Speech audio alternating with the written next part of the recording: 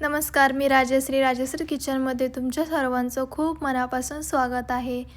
तर चला, मी आज बनवत आहे मस्त असे पोह्यांपासून बनवलेले अप्पे।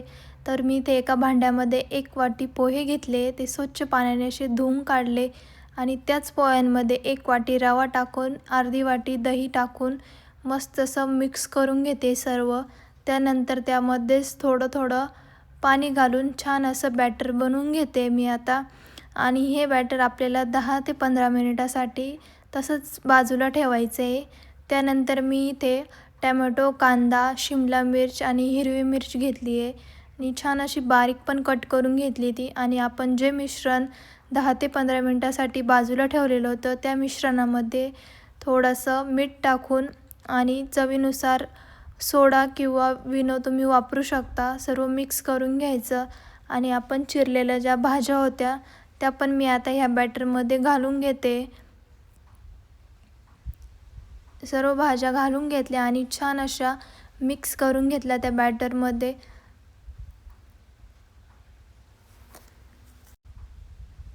छान मिक्स झाल्याच्या नंतर थोडीशी कोथिंबीर टाकून परत एकदा मिक्स करून घेतलं आणि त्यानंतर मी येथे एका चमच्यामध्ये थोडंसं तेल गरम करून घेतलं।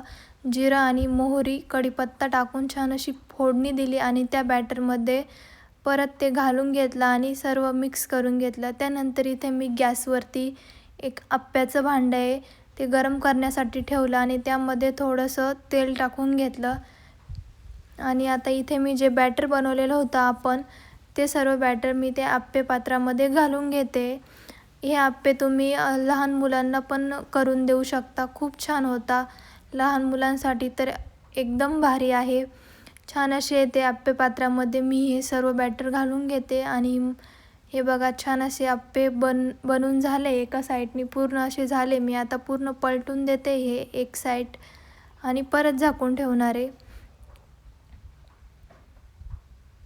हे अप्पे तुम्ही एकदा नक्की बनवून बघा, खूप छान होता, खायला पण खूप टेस्टी लागता।